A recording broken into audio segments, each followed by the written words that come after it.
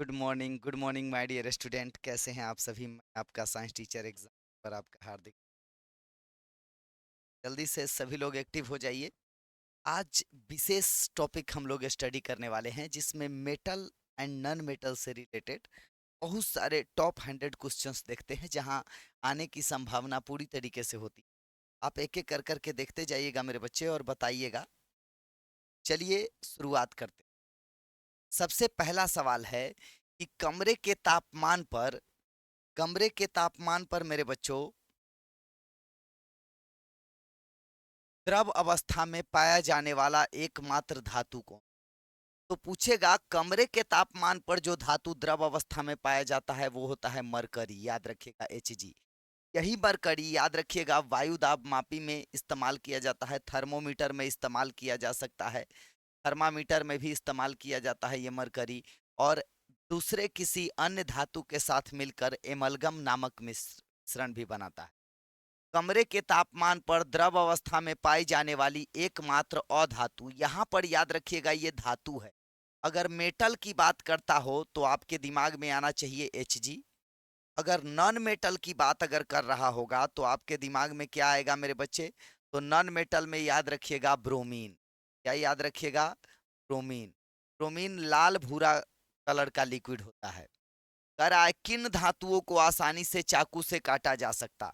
तो किन धातु को चाकू से काटा जा सकता? तो सब बच्चे सोडियम याद किए रहते हैं, मगर यहाँ पर याद रखना है सोडियम, पोटेशियम और लिथियम, ये तीनों धातुओं को चाकू से काटा जा सकता है मेरे बच्चे। हथेली पर रखने पर कौन सी धातु पिघलने लगती है? तो ये गैलियम और सीजियम।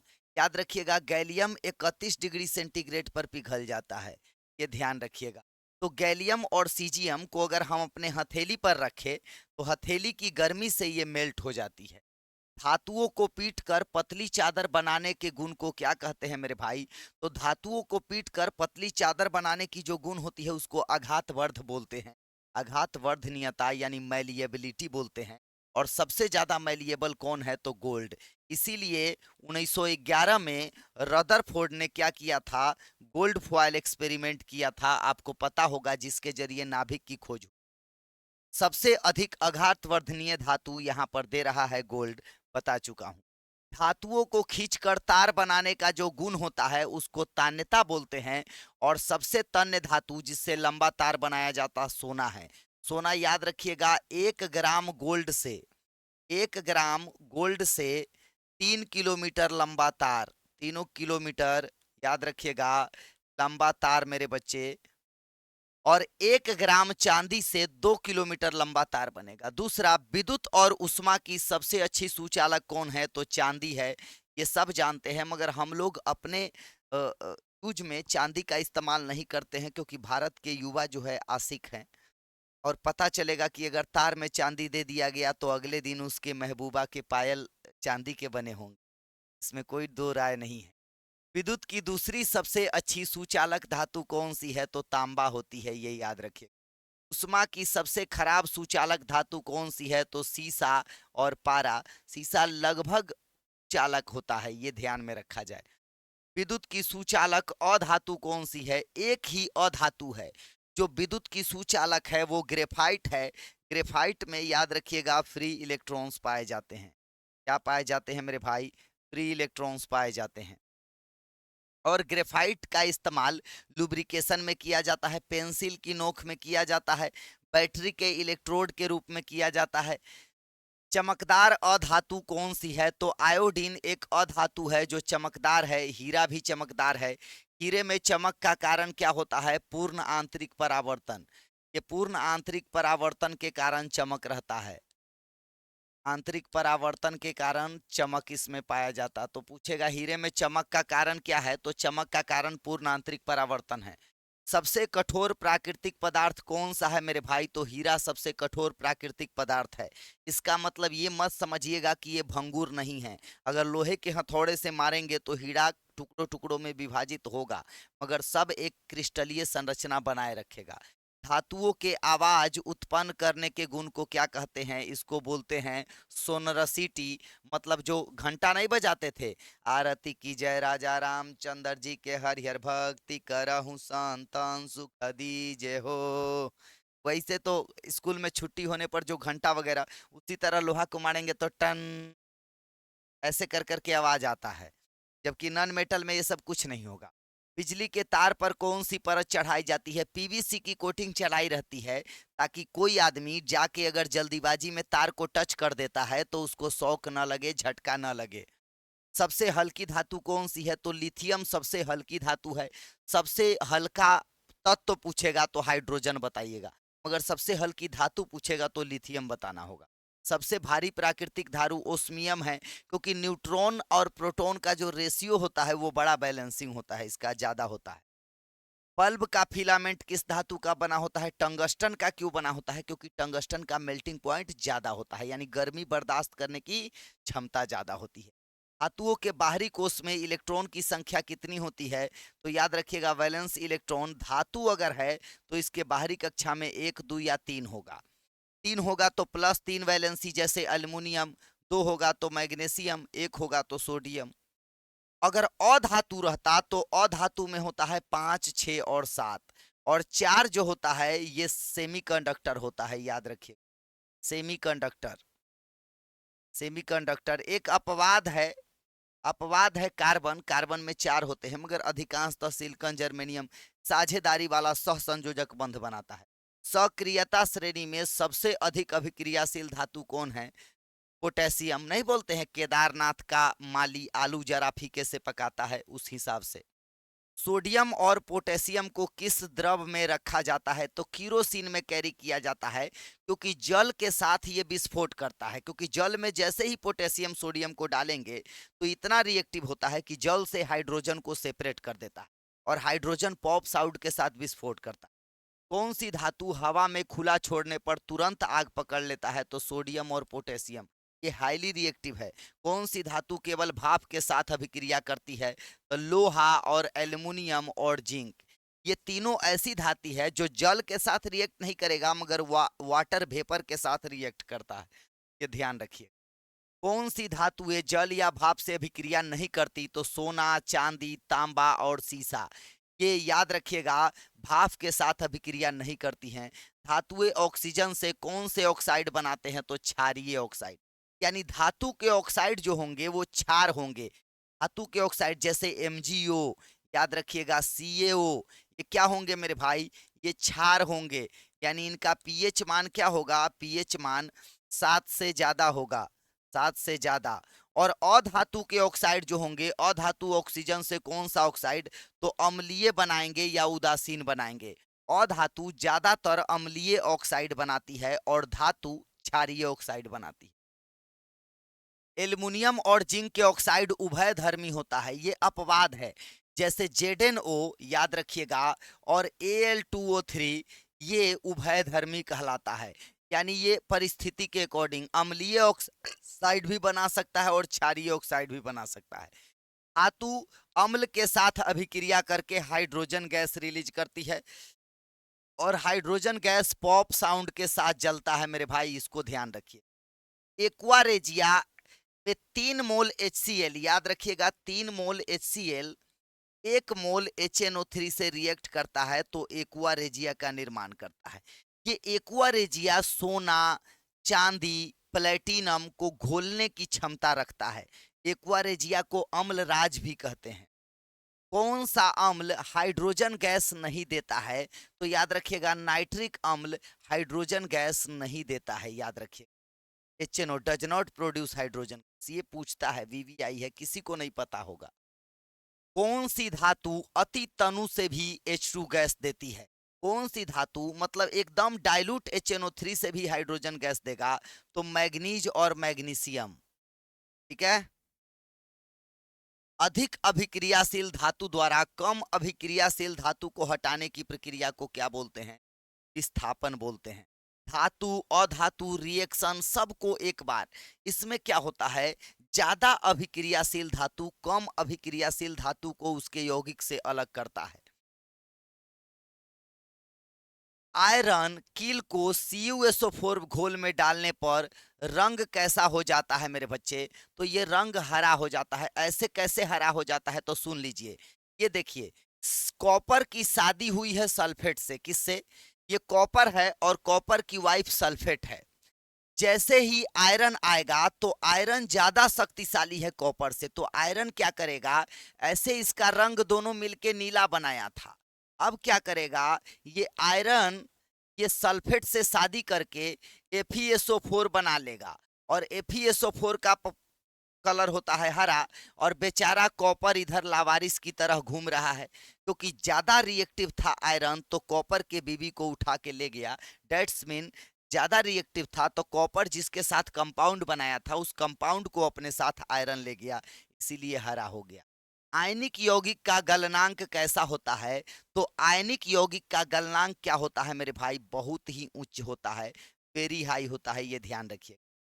आयनिक यौगिक कब विद्युत का चालन करते हैं? याद रखिएगा, पिघली अवस्था में या जलीय अवस्था में। बिना जलीय अवस्था में आयंस नहीं आएंगे, याद रखिएगा आयनिक स्टेज में ही विद्युत का चालन करेंगे। तांबे पर कौन सी परत जम जाती है? तो तांबा का देखिएगा, गांव में तांबे का लोटा या बर्तन होगा तो इस तांबे के बर्तन में आंतरिक भाग में हरा रंग आ जाता है। ये हरा रंग किसके कारण आ जाता है मेरे बच्चे? तो ये ग्रीन कार्बोनेट की लेयर रहती है, याद रखिएगा कॉपर कार्बोनेट की लेयर बन जाने के कारण ऐसा हो जाता है। तो हरे रंग की मूल कार्बोनेट ग्रीन बेसिक कार्बोनेट परत होती है, ये ध्यान रखिएगा मेरे भाई। यहाँ पर ऐसे तांबा है, आपको भी पता है। अब सल्फेट के प्रेजेंस में आयरन अगर पानी में ज्यादा होगा तो आयरन सल्फेट बना के वहां पर हरा कलर बनाएगा। चांदी काली क्यों पड़ जाती है? ये सिल्वर जो होता है ना, हम चांदी पहने हुए देखिए, मेरे भी हाथ में है भगवान का दिया हुआ।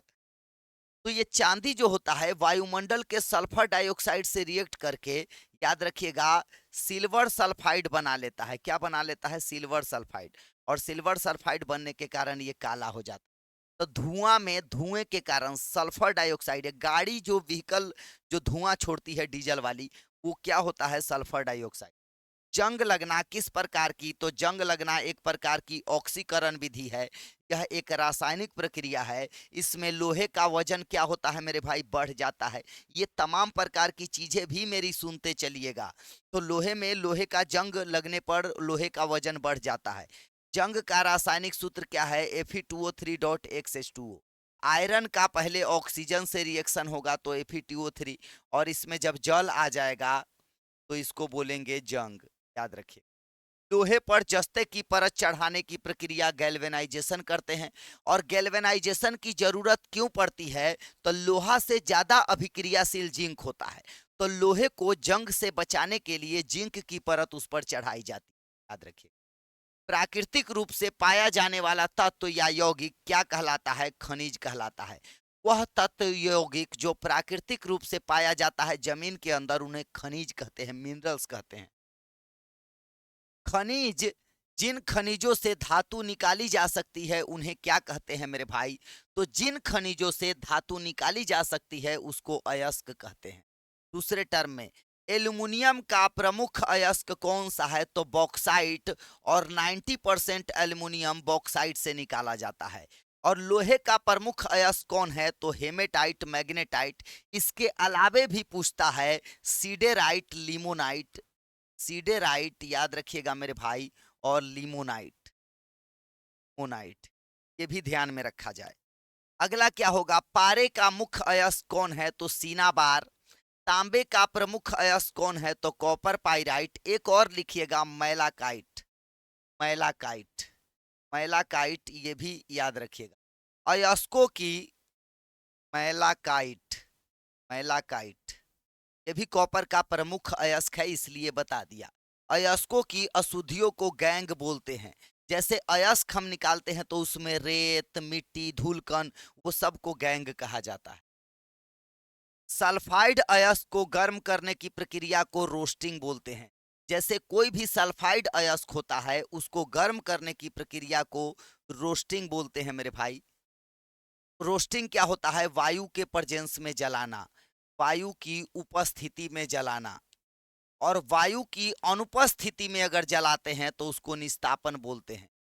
कार्बोनेट अयस्क को गर्म करने की प्रक्रिया वायु की अनुपस्थिति में कार्बोनेट अयस्क को गर्म करेंगे। जैसे CO3 को गर्म करेंगे तो वायु की अनुपस्थिति में, वायु की अनुपस्थिति में, अनुपस्थिति, याद रखिए। धातुओं की शुद्धिकरण की सबसे प्रमुख विधि क्या है? तो विद्युत अपघटनी परस्करण, इलेक्ट्रोलाइटिक रिफाइनिंग इसका सबसे अच्छा। तो शुद्धिकरण इलेक्ट्रोलाइटिक रिफाइनिंग के जरिए वो करते हैं। विद्युत अपघटनी परस्करण में अशुद्ध धातु क्या बनाती है? अशुद्ध धातु एनोड पर जाती है, याद रखिएगा। अशुद्ध, ये दिमाग में बैठा लीजिए आज ही। अशुद्ध कहाँ जाए पर जाएगा? एनोड पर।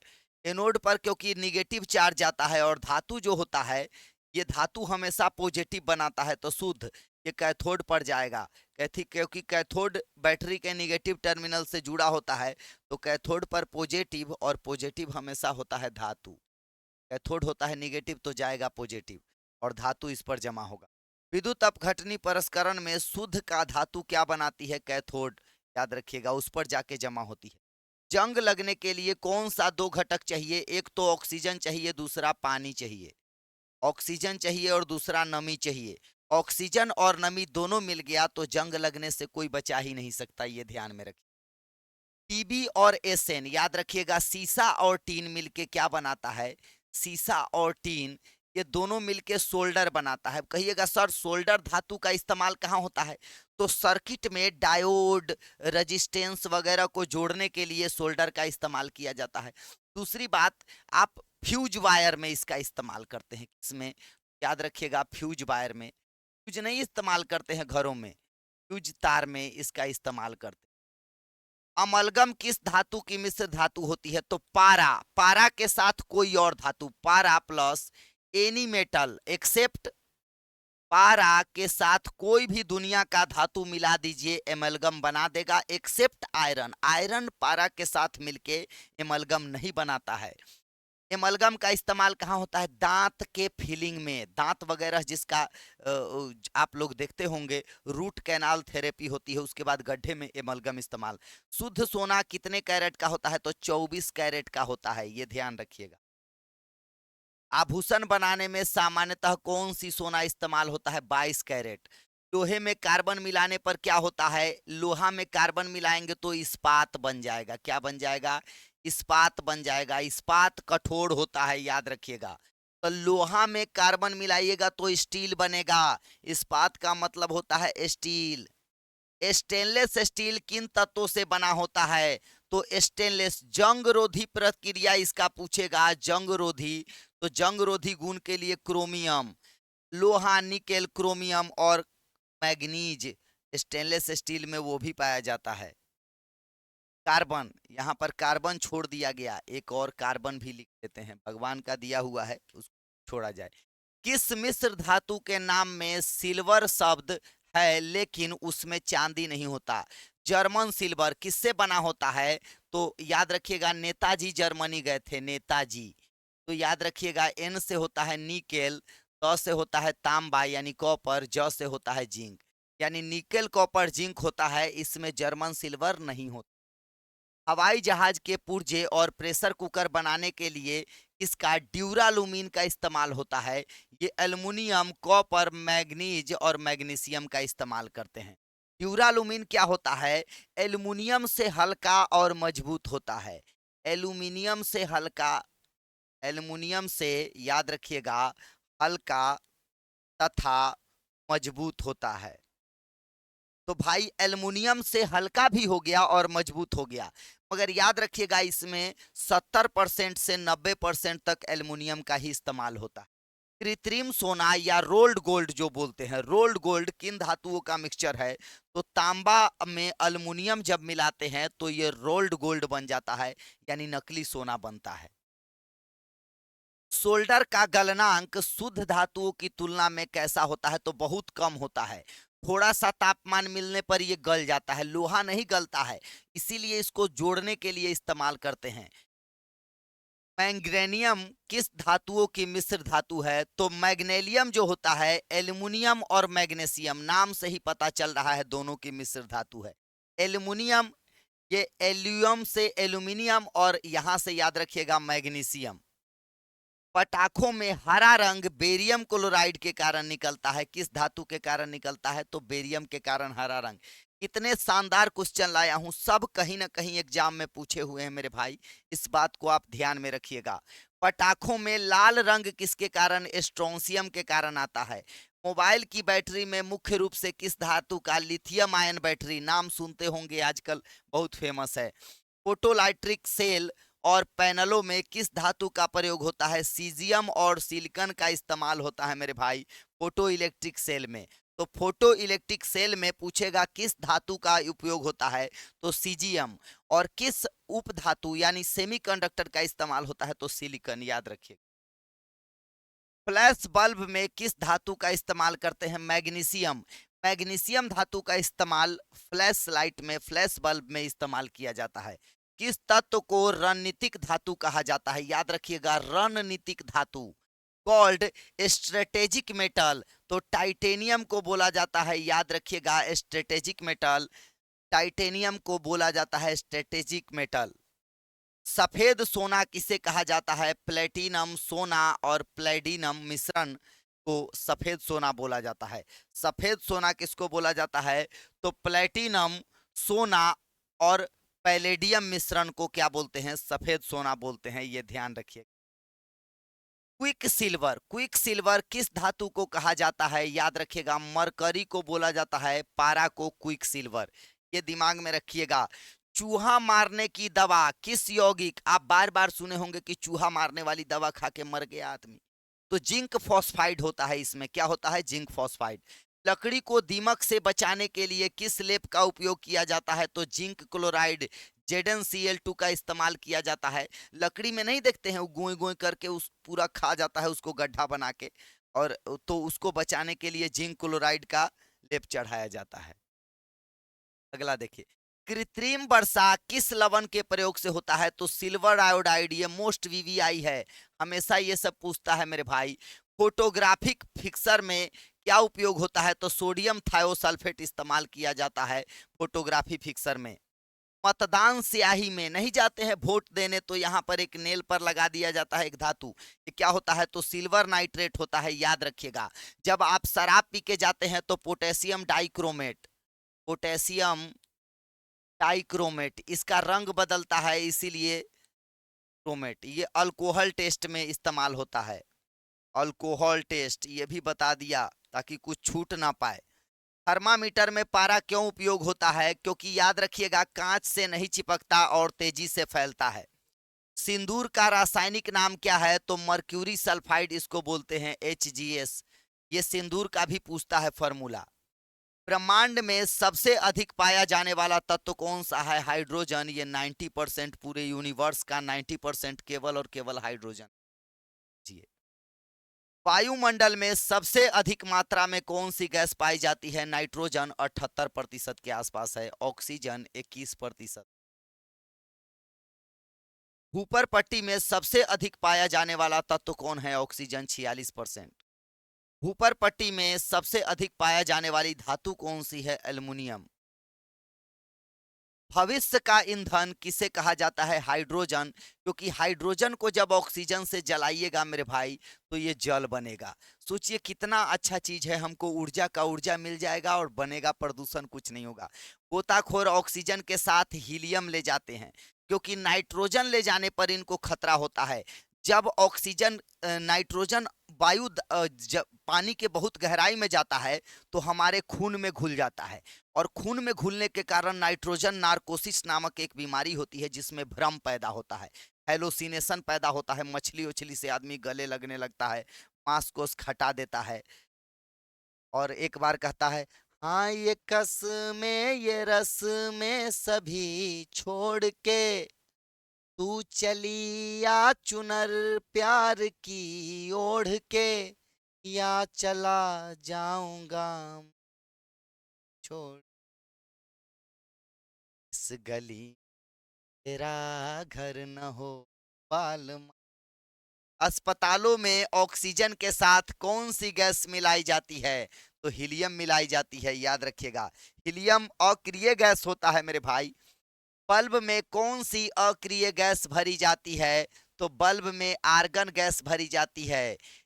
नियॉन लाइटों में किस गैस का प्रयोग होगा? नियॉन का होगा, नियॉन बल्ब में। वनस्पति घी बनाने में कौन सी उत्प्रेरक का इस्तेमाल करते हैं? तो याद रखिएगा ऑयल से। ऑयल का हाइड्रोजिनेशन करते हैं, इसमें हाइड्रोजन जोड़ते हैं निकेल धातु के प्रेजेंस में, तो घी बन जाता है। याद रखिएगा निकेल कैटालिस्ट होता है इसमें प्रेरक। रबड़ को कठोर बनाने की प्रक्रिया को वल्केनाइजेशन कहते हैं। जैसे रबड़ को हम निकालते हैं, इसको बोलते हैं हेविया ब्रासिलियंसिस नामक पौधे का नाम होता है, उससे रबड़ के दूध को प्राप्त किया जाता है। इसको हार्ड बनाने के लिए इसको धीरे धीरे गर्म करते हैं, उसमें सल्फर मिलाते रहते हैं। याद रखिएगा इसको वल्कनीकरण कहते हैं। माचिस की तीली में किस अधातु का प्रयोग होता है? तो लाल फॉस्फेरस का इस्तेमाल होता है। इसको याद रखिएगा कि लाल फास्फोरस जो था इसका खोज चमत्कारिक था। सुसु से सोना बनाने की खोज जारी रखी गई थी, ठीक है, मगर सुसु तो नहीं बना, परंतु सोना तो नहीं मिला, फास्फोरस बन गया। पीले फास्फोरस को क्या कहा जाता है? श्वेत फास्फोरस कहा जाता है। इसे पीला फास्फोरस, पीला फास्फोरस को ही व्हाइट फास्फोरस। पानी को कीटाणु कर रहित करने के लिए क्लोरीन मिलाया जाता है, इसीलिए ब्लीचिंग पाउडर का इस्तेमाल करते हैं। मैंने बताया था 1000 लीटर पानी में 1 kg अगर ब्लीचिंग पाउडर मिला दीजिएगा CaOCl2, तो याद रखिएगा कीटाणु रहित पानी हो जाएगा। क्या हो जाएगा? कीटाणु रहित। स्विमिंग पूल में कीटाणु ना आ जाए, क्योंकि डेली डेली लोग जाके नहाने जाते हैं, उसमें गंगा स्नान करने करके आ जाते हैं, कीटाणु फैल ना जाए, इसलिए ये मिलाया जाता है। इलेक्ट्रॉनिक चिप्स में उप धातु का प्रयोग होता है सिलिकॉन, इसीलिए सिलिकॉन वैली देख रहे हैं बेंगलोर, वहां पर इलेक्ट्रॉनिक्स में इंडिया बहुत आगे है। धातु और अधातु दोनों के गुण वाले तत्व को क्या बोलते हैं? धातु बोलते हैं, मेटालॉइड बोलते हैं भाई। पेंसिल की लीड किससे बनी होती है? ग्रेफाइट से, मैं बताया हूं ऑलरेडी। और कोयले का सबसे शुद्ध रूप कौन सा है? एंथ्रासाइट कोयला है। इसमें 96 से 92%, 86 से 92% कार्बन होते हैं, याद रखिए कार्बन। हास्य गैस का रासायनिक नाम क्या है? तो लाफिंग गैस नाइट्रस ऑक्साइड को बोला जाता है, N2O। याद रखिए नाइट्रस ऑक्साइड, इसको लाफिंग गैस बोलते हैं। ये दंत चिकित्सक लोग बेहोशी के लिए भी इस्तेमाल करते हैं। ओजोन गैस ऑक्सीजन O3 को बोला जाता है। ये याद रखिएगा पराबैंगनी किरणों से हमारे पृथ्वी की रक्षा करता है, क्योंकि अगर पृथ्वी तक पराबैंगनी किरण आएगी तो हमारे स्किन को डैमेज करेगी, त्वचा कैंसर होने की संभावना है। हम जो CFC बोलते हैं, ये याद रखिएगा ओजोन परत को डैमेज करने के लिए इस्तेमाल की जाती है। ऑक्सीजन का अपर रूप है, ये स्ट्रेटोस्फीयर में पाया जाता है। स्ट्रेटोस्फीयर यानी समताप मंडल में पाया जाता है। सप्ताप मंडल का रेंज जो होता है 12 से 50 किलोमीटर के अंदर होता है। ये ध्यान में रखिएगा, ओजोन गैस हमको पराबैंगनी किरणों से बचाता है।